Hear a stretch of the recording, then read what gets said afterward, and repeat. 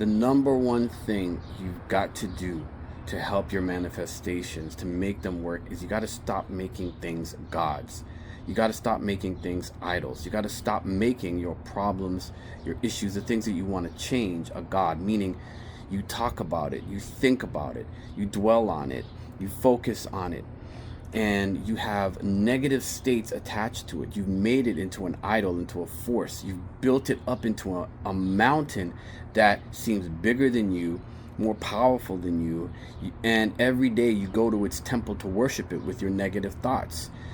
In essence, you've misused the power within you, in your mind, your expectation, your subconscious mind, your intention, your natural creative powers, and you've put it into creating an idol that will oppress you because you've told it to oppress you, because you've built it up. You keep feeding it with your negative energy. You keep feeding it with your your thoughts.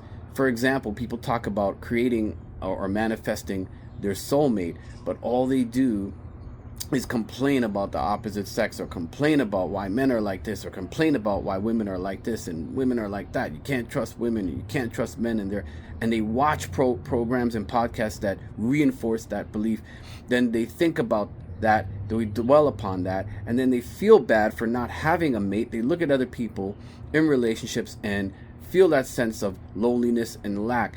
They have created a deity. They have created an idol that they secretly worship. That idol is, I don't have.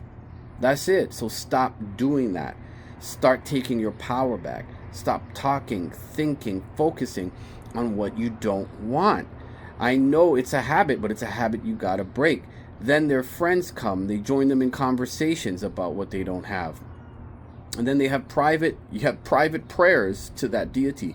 How do you do that? Because you constantly think and question and doubt why it's not coming, why you don't have it.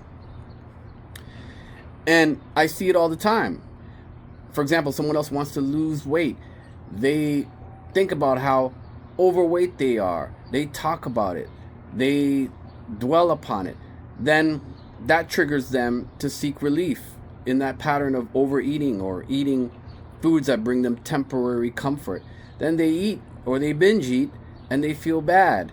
And then that feeling bad makes them eat more in this cycle. They have created a deity. They have created a God force through their mind, through their creative power, through their will, unintentionally, but nonetheless they have created that. If this is you and you're watching this video, stop it right now. Stop feeding that force. When you stop feeding that force, what's going to happen is, because the mind works like it has these grooves, like a record player, these patterns that you've done over and over time, these go-to ways of thinking, feeling, and being, it is going to create that loop, create that pattern. It's going to send you these thoughts. It's going to, you're going to find yourself in conversations where people go on this pity train or this whatever train. It's going to test you in that way. This is the esoteric meaning of temptation. It's tempting you back into that old mindset. This is when you have to affirm the new. You have to stop feeding that force, stop feeding that, stop making that a god over you that is so big and so powerful and you have no power over and you can't do anything about it and it's just there all the time. Got to cut that out and start today. You got to do things that make you centered in who you are. When you're centered in who you are, there's many names for that, then you see the truth of these things.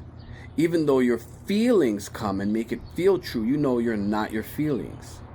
Even though the thoughts come, you know these thoughts are not yours. They're just an object appearing in your consciousness, but they're not you. Once you can do that and you start putting space between your thoughts and space between your feelings, what starts to happen is you stop feeding that God, that thing that you created, that deity that you created, and you now start operating from the truth of who you are.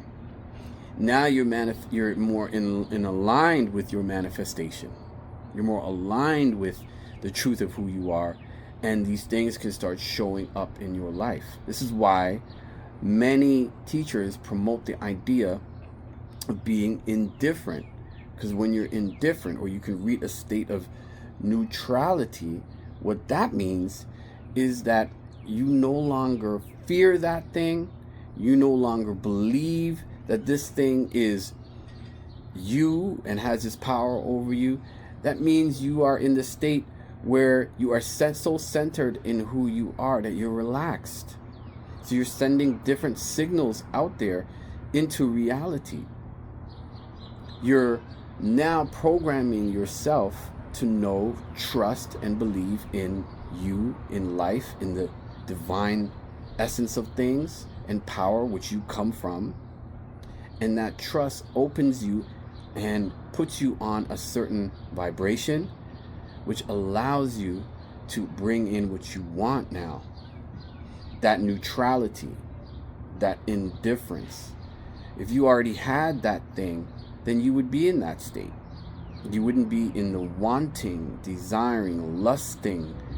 Not necessarily desiring, because desire is a good thing, but the lust of the thing, the longing is a energy of lack. That's also feeding that deity, that God that you made, because it's sending the idea out there that you don't have and you can't get it, or you're not good enough to get it, or whatever BS that you believed.